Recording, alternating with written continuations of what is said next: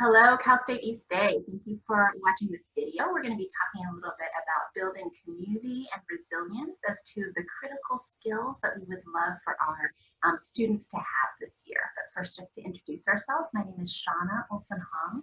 I'm the Director of Counseling Services at Student Health and Counseling. And hello, my name is Catherine Kirkpatrick. I'm a licensed clinical social worker and one of the mental health counselors here at Student Health and Counseling. So we're so happy to have you join us, and welcome back to those of you who are returning pioneers, and welcome to those of you who are new to our community. So first, just to tell you a little bit about our services at the Student Health and Counseling Center. So we offer both medical services and counseling services.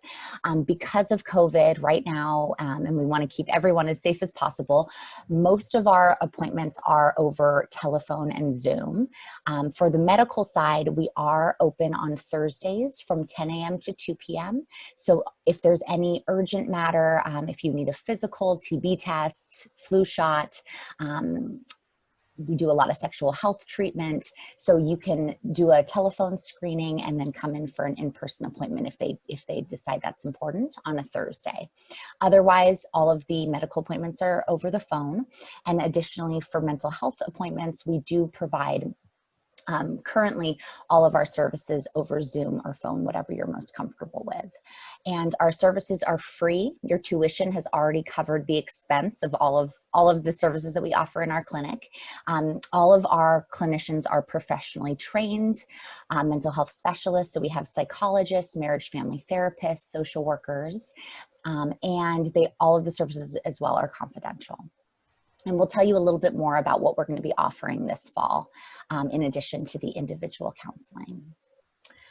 So as we are entering this year, and we know there's a lot of kind of uncertainties and things that we weren't necessarily prepared for, we just wanted to talk a little bit about the importance of building community and how that's going to look a little bit different this year.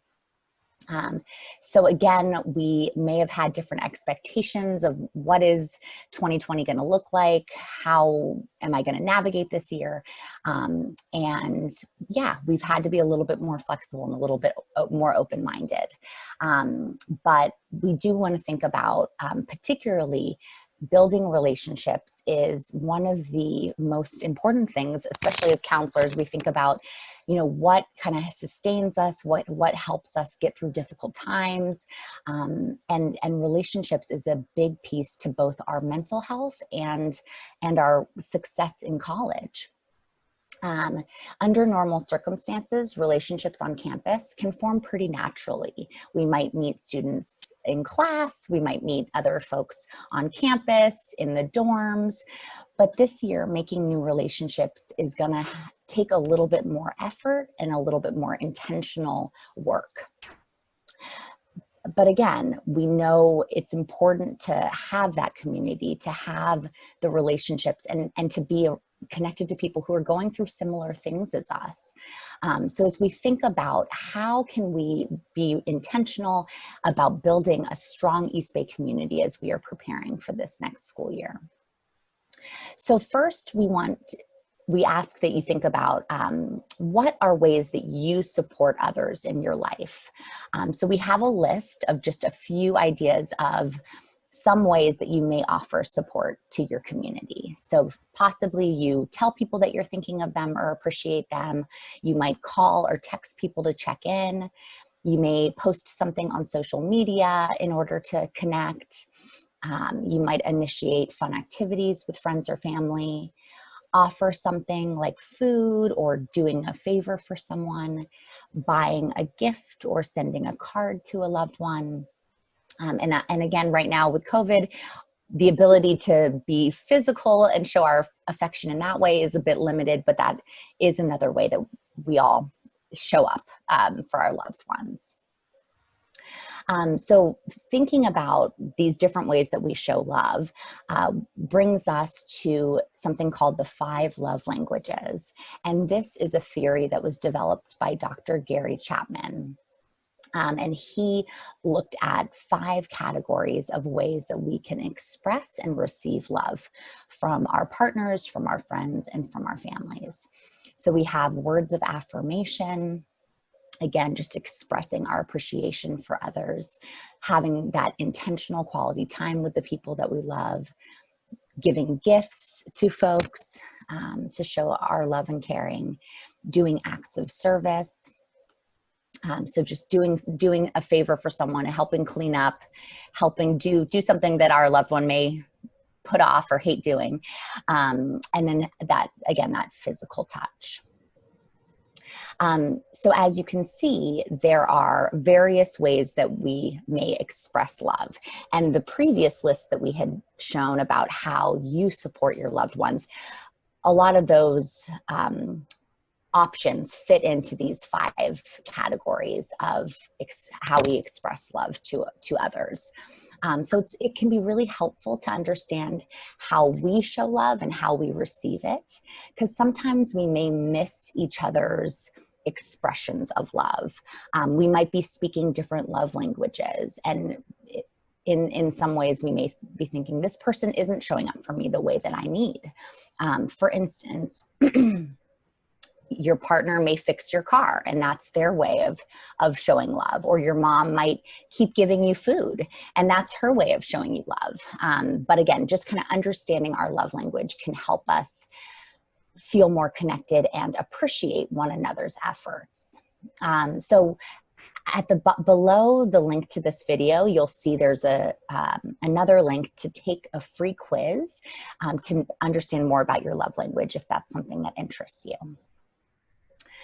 So now that we know a little bit more about our love language, we want to think about how are we going to initiate relationships with new people at Cal State East Bay. Think about how you would normally do this, and then how these actions translate to the ways that we'll be relating this fall with remote classes, being physically distanced, or maybe through social media. So again, this is a list of just a couple ideas. You may have other creative ways of connecting too, which we encourage you to try. But some ideas that we had was finding and connecting with people who have shared interests, sharing personal stories about yourself to help others get to know you, asking questions about others to get to know them better, cooking and offering food to others, offering to run an errand for someone, speaking out the things that you appreciate about new friends, initiating online gatherings, initiating social distanced activities, initiating study groups online, or maybe sending someone a small gift or card or message. So again, just think about, as you are getting to connect with some of your new classmates, you know, we might have to step outside our comfort zone a little bit. We might have to be, again, a little bit more intentional about how to build these relationships, but it is possible and it is important. So we're in this together. Thank you so much, Catherine. And that brings us beautifully into the second topic that we wanted to discuss in this video, and that is the concept of resilience. And so, as Catherine was saying, having a support system and creating connections with other people is a critical part of this, but there are other things that go into it as well.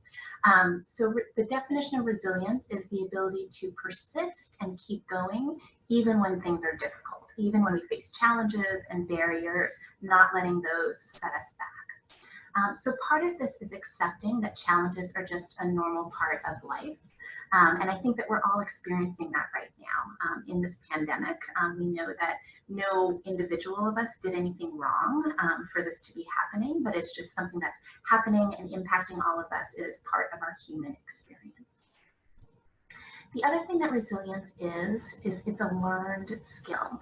And that means that nobody comes out of the womb a resilient person, but whatever resilience they have is developed over time.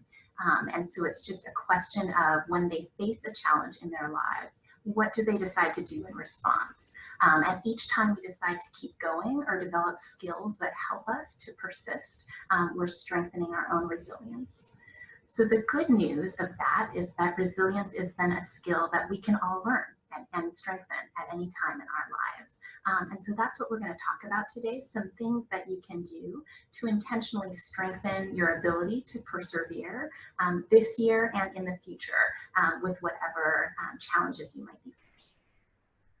But before we talk about that, I want to talk about a few things that resilience is not. Resilience is not a guarantee of success.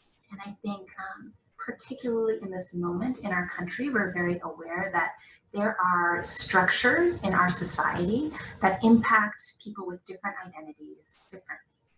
And that somebody can be incredibly hardworking and persevering and resourced and creative, and they can still be crushed or held back by structural forces. And so we never want to blame an individual for not being able to overcome the challenges that they're facing. We know that structures need to be dealt with structurally, and no individual can take that on by themselves. But at the same time, we want to encourage each other and as a community to build our resilience, and as individuals to build our resilience as much as we're able. Resilience is also not a cure for trauma, and so that's particularly important for us as counselors to communicate to you that even when you have overcome an obstacle or left a difficult situation, oftentimes those situations still leave an impact on us that needs to be attended to. So just because it's not happening anymore doesn't mean that it's over. Traumas that we've been through continue to affect how we feel about ourselves, how we relate to other people, the coping strategies that we develop. And it's very important that we take time to attend to that and process and seek healing so that we can be our best selves in the future. So resilience, just because we've overcome something, doesn't mean that it doesn't still impact and affect us. So I want to make sure that you're not just taking this all from us, but that you also get a chance to hear from other East Bay students about the importance of resilience and the ways that they have been able to keep going even when things are hard. So we're going to show a video now of some of our orientation team leaders and welcome center leaders who recorded short videos to just talk about challenges that they've faced in their time at East Bay and the ways that they found that they were able to continue to persevere, whether those are skills that they developed or services on campus that were helpful to them. So let's take a few minutes to listen to their stories.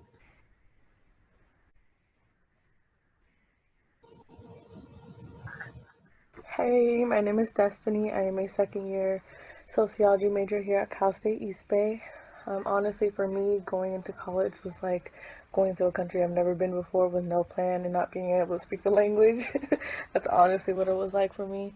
I am a first-generation student. You know, none of my family or any of my friends before me had gone to college, so I really didn't know what to expect. You know, I didn't have any advice or anything. And, you know, I'm a little stubborn. I'm gonna call that independent.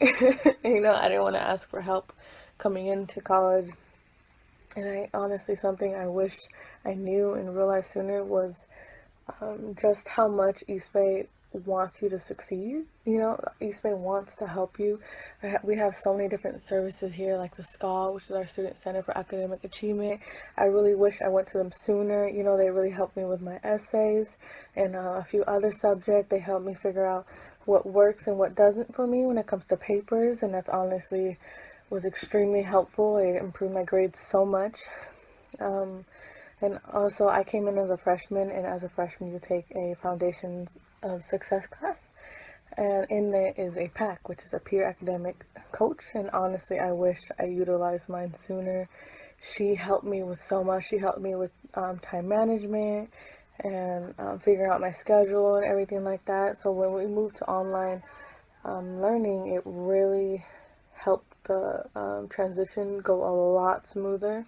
So yeah, if you're anything like me, please know that East Bay is there for us. You know, East Bay wants us to succeed. Anyone and everyone in the community is, you know, we're like a family. We want to help each other out. So please keep that in mind. But yeah, welcome to East Bay, and I'll see you around. Hi everyone, my name's Kim. I'm a second year bio major with a concentration in microbiology and biomedical lab. So, we're living through unprecedented times right now, especially living through this pandemic, which has led us to remote learning. And it's okay to be upset, to be scared, and to be worried about what's going to be happening in the future. Especially as a bio major, I was concerned about how I was going to be able to do labs online and whether or not I'd be able to intake the information my professor was lecturing about through a computer screen. But our professors are very understanding and know what we're going through. My professors were able to contact and communicate with me through Zoom sessions, through Blackboard discussions, and through email to answer any questions I may have had.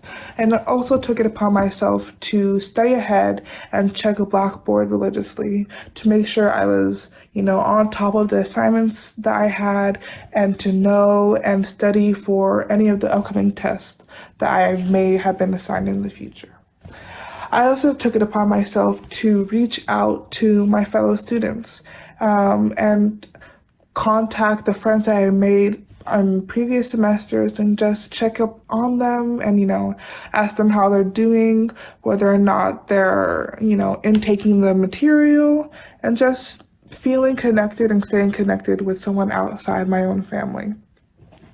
And I hope that you all have a great fall semester, and hopefully we'll be able to see each other soon in person. Go Pioneers! Hi y'all, my name is Leilani. I'm a second year here at Cal State East Bay.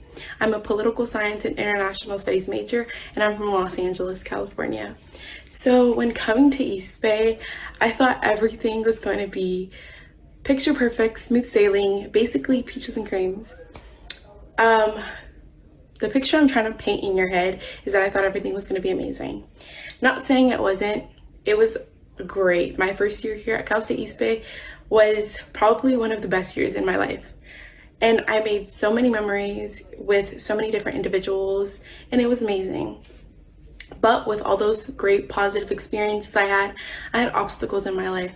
I had things I was dealing with, and one of the things I was dealing with or going through was food insecurities and financial insecurities. Basically for me, they went hand in hand. There was times I didn't have money to buy certain necessities for myself. I didn't have money for food. There was days I just couldn't do it anymore. I was just I don't know what I'm doing here. And I finally built up the courage, I don't know after what was coming to me, but I built up the courage to talk to a friend, and then another friend, and it was just a couple friends of mine that have been here for years, and they all told me basically the same thing, almost the same thing. They all told me East Bay is here to serve us, the students.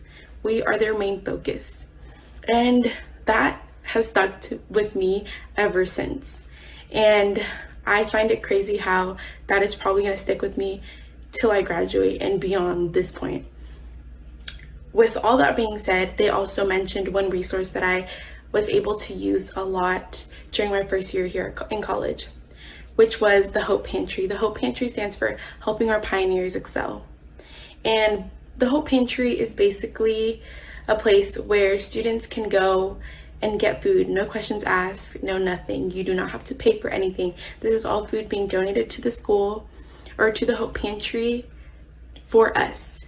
And it was honestly the best thing ever because it helped me understand and know that there's resources out there for me and for people that were going through the same thing that I was going through or just needed something, a snack or anything, and were too afraid to ask. They will not ask any questions. They are literally here for us. And that's something that I really just wanted to talk about and mention, that the Hope Pantry is amazing and helped me and can definitely help you in the upcoming year if you ever go through something that you need food or you want to apply to CalFresh. They'll be there to help you. So just know that the Hope Pantry is always there to help you. Hi, my name is Danielle. I'm a fifth year human development major with an option in adolescent development. So I didn't really understand the importance of mental health coming into East Bay. I was poorly educated on the whole topic of it. So having my episodes, I thought they were pretty normal considering many college students have them, like the stereotypical version that I had known. But my friends had kind of told me like, no, this isn't normal. So they had told me to go into the counseling center. And at first I was really skeptic about it just because I don't really like talking about my personal life to somebody I don't know, which is really normal in all students. However, I do really appreciate the counseling center just because they're extremely patient with you. They really wait until you're ready to talk, and they're just here to sit down, listen, give you great skills on how to deal with all the episodes or like the anxiety texts that you might get. So I really do appreciate that. And I'm really appreciative of all the counselors at East Bay and really all the services that are available at the counseling center, whether that be the doctors available, the food pantry, as well as our counselors. Can't express that enough. I do really want to go into a field really similar. I want to be a licensed clinical social worker. So I'm excited to help people as much as the counseling services did for me. All right. I'm gonna go back to our slide.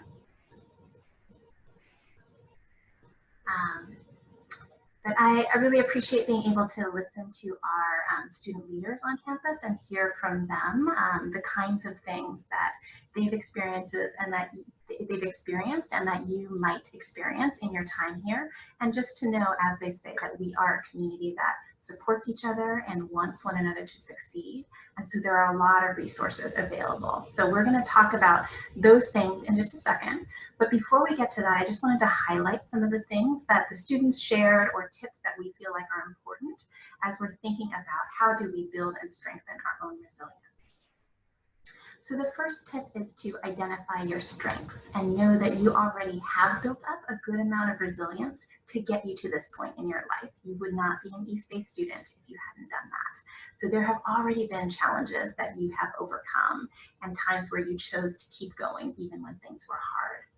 So think about what are those strengths that you already carry in you. Are there skills or habits or resources, support systems that you have been using and you can continue to use and build on to carry you forward? So over your time at East Bay, you will probably add to this list, but you're already starting with a strong foundation of resilience and things that you know you can fall back on. The next tip is to stay connected, and that's why Catherine talked to us so much about how do we really intentionally form those connections and form those relationships as students in East Bay, even in this more remote environment, because it is really critical to have a support system of people who know you and encourage you and take care of you and support you through anything you're going through. So think about the people who have known you for a long time and lived life with you and accept you no matter what and will continue to be there for you. And think also about the people who really understand the unique experience you're having right now as a student. And that might be other East Bay students in your classes or people in clubs, organizations on campus around you. Make sure that you are intentionally connecting to all these people, checking in on them, like our students were saying, to see how they're doing and take that extra step of building community, but also letting them know if there's something that you need, not being afraid, not being too proud to reach out and say, I'm having a problem, I want to talk it through with somebody, or do you have any advice for me about this situation? Relationships are strongest when they feel mutual and we know that we can rely on each other. And there will be moments where I'm in need and I reach out, and other moments where I might be able to be the one providing more support. You can also think about who are the elders and mentors in your community who have been through hardship and who have overcome it in their lives and might be able to give some good, wise guidance to you. The next tip is to focus on the power that you have. And so one thing that's very hard, it can feel really overwhelming about big challenges and circumstances, is that we feel powerless. We feel like this is out of my control. I am helpless in this situation. And the antidote to that is to really focus on the power that we have in the situation. So to think about where do I have some control? Where will my energy go the furthest? So for example, I can't control that there's a pandemic happening, but I can think about educating myself about how to stay safe. I can think about taking care of my family members, the people that I might be sheltering with, reaching out to other people that might be vulnerable and need additional assistance. Those are all things that are in my control. And it feels better to put my energy toward those things than just bang my head against the wall of like, why is this happening? And I wish that it weren't happening. Another strategy in here is to have what we call a growth mindset or a learning mindset, which means every challenge that you face, being realistic that it is hard, but also thinking, what am I learning from this? What opportunities are coming out of this situation that I can take hold of? How does that teach me to do this better or differently next time? And having that mindset and taking advantage of every challenge as a growth opportunity, again, really encourages us and makes us feel like we're exercising and building our power, whatever comes toward us. And then the next strategy is to practice self-care. And so to just know that we are not robots and we can't keep going indefinitely. So we really need to regularly and intentionally take time to check in with ourselves and think, what do I need right now? Do I need more sleep? Do I need to make sure I'm hydrated? Do I need to make sure I'm eating every day? Do I need someone to talk to? Think about what you need and then attend to those needs by making sure you take time to fulfill them. So whatever that looks like for you, making sure that self-care is just as important in your schedule as going to work, as going to class, as finishing your assignments. Because sometimes when we're really busy or we're stressed, those are the things that fall by the wayside, but we actually need those supports and those strategies now more than ever. And the other thing I want to encourage us to do is to remember our whole selves. So we aren't just defined by the challenge we're going through, but we also have hobbies and passions and goals and dreams for our lives. And so it's important to nurture your whole being and not just think, I am a person going through a pandemic, but to think, I am also a person that likes to, have fun with my friends and has, quirky things that I like to do. And so invest in all those parts of yourself and remember the bigness of everything that you are and honor that. So with that, we're going to turn our attention now to some of the resources. Oh, I'm sorry, before we do that, we're gonna make an intention for how we're gonna build our resilience this year. And so we came up with a few suggestions based on what the students shared and the tips that we shared that you might want to take on. If you have other things that you want to do that you've seen other people do that have kept them going, feel free to make that your intention, but these are just a few suggestions we had. And we want to encourage you to think about just one thing you're going to take on, because sometimes it's easy to say, all of these sound good, I'm going to do all of them, but that can be a little overwhelming or get watered down. So think about just the primary intention you're going to focus on. So that might be reminding yourself of your strengths, practicing gratitude and making sure that we're paying attention to the positive things in our lives and not just the negative. Seeing challenges and mistakes as opportunities to learn. Using our support system. Reminding ourselves of why our goals are important to us. Staying motivated and reminding ourselves of why we're working so hard to get to those goals. Taking good care of yourself, and then focusing on what you can control. So think about, what's my intention? What am I going to focus on to build my resilience this year? And then maybe share that with somebody. So you can say, hey, I'm thinking this is something I want to try. If we share it, the more we say it, the stronger our intention gets and the more likely we are to be able to remember and follow through. So now I'm going to turn it over to Catherine, and she's going to tell us a little more about the supports that we offer on campus at Student Health and Counseling. Thank you, Shauna. So thinking about, again, how are we going to connect with students? How are we going to expand our East Bay community? One wonderful opportunity to meet new people and to build those relationships is through our counseling groups and workshops that we will be offering this fall. So just to tell you a little bit about them, we have Anxiety Toolbox and Coping Skills are two more kind of psychoeducation skill-based groups. So learning ways to manage our emotions, to help ground ourselves when we do feel overwhelmed, practicing mindfulness techniques. So that's the Anxiety Toolbox and Coping Skills. Then we're going to offer a Healthy Relationships group, which focuses on building healthy communication, learning how to have healthy conflict, what are healthy boundaries. And this is with romantic partners, friendships, and family family members. So any relationship we know can be challenging. So figuring out the tools we need to have healthy relationships all around. On Fridays, we're going to be having a self-care moment, which is just kind of an opportunity to give yourself a break, treat yourself to doing some mindfulness practice, some journaling, art, stretching, moving our bodies. So that will be each Friday. And then finally, we're going to offer a Working Through Grief group, which is for any student who has lost a loved one recently or in the past and wants to be in community with other students who are also going through that grief process. And again, all of these groups are free. They're open to anyone who is interested in participating. They all will be over Zoom for this semester. And again, below this video, we're going to put links where you can click to sign up for the groups or for individual counseling. Also, there'll be a link to our website where you can read more about specific details about each group and the days and times when they will be offered. And finally, we just want you to know we are available, we are accessible, we want to connect with you. So whether you want to email our general email, that's a way you can reach us. Also, here's our primary number. We are open 8:30 to 5:30, so you would be able to connect with one of our staff during those times.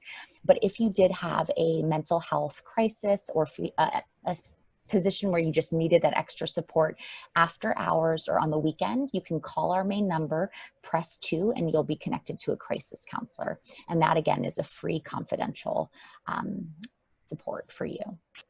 So thank you for your time and for listening, and we welcome you back. Again, welcome back to school. Welcome to Cal State East Bay for our new folks.